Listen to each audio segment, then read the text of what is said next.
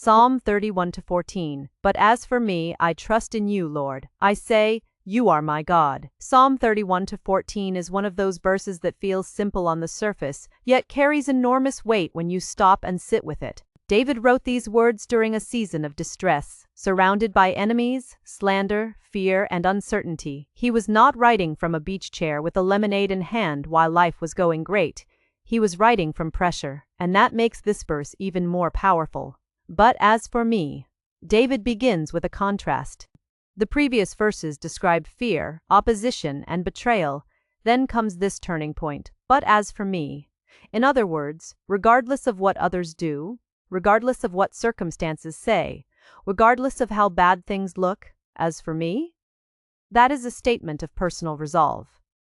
Faith becomes real when it moves from being a general belief to a personal conviction. It is one thing to say God is trustworthy. It is another to say, as for me, I trust him. Today's world constantly pressures believers to conform, to fear what everyone fears, panic when everyone panics, compromise when everyone compromises. This verse reminds us that faith often begins with a holy determination to say others may doubt, others may run, others may trust in money, politics, relationships, or themselves. But as for me, I trust in the Lord. I trust in you, Lord. David's confidence is not in his circumstances changing. His confidence is in God himself. That matters. Biblical trust is not optimism. It is not pretending problems do not exist. Trust means placing your confidence in the character of God even when life makes no sense. Modern life gives us plenty of reasons to worry. Financial instability, health concerns, family struggles, political chaos, moral decline in society, personal heartbreak and disappointment. Yet, trust says, my peace is not based on what happens around me, but on who reigns above me. Trusting God means believing He is still in control when life feels chaotic. He is still good when prayers seem unanswered. He is still present when emotions say otherwise. He is still working when nothing appears to be changing. Trust is not passive, it is active surrender. You are my God. This is deeply personal. David does not merely say, you are God. He says, you are my God. That is covenant language, relationship language, ownership and belonging. In the middle of chaos, David anchors himself in identity. I belong to you. You are not distant, you are mine, and I am yours. This matters today because many people are searching for identity in careers, relationships, social media approval, politics, success, appearance, personal achievement. But every one of those things can fail. The believer's deepest identity is found in this truth.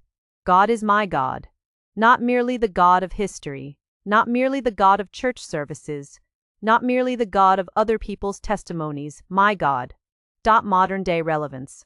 Psalm 31-14 speaks directly into the anxiety-driven culture we live in. We live in an age of constant bad news, endless opinions, financial uncertainty, moral confusion, and emotional burnout. Many people are exhausted from carrying burdens they were never meant to carry. This verse reminds us that the answer is not found in controlling everything, because let's be honest, if worrying burned calories, most of us would have abs by now. The answer is trust. When your future is uncertain, I trust in you, Lord. When people misunderstand or betray you, I trust in you, Lord.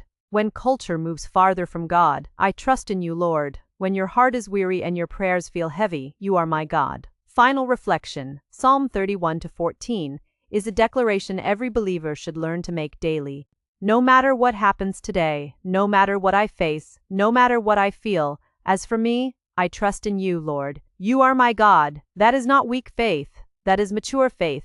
Faith is not proven when life is easy. Faith is proven when trust remains even in the storm. So if you are in a difficult season right now, let David's words become your prayer. Lord, I may not understand this season. I may not see the outcome. But as for me, I trust in you. You are my God. And when that becomes your posture, the storm may still rage around you, but it will no longer rule within you.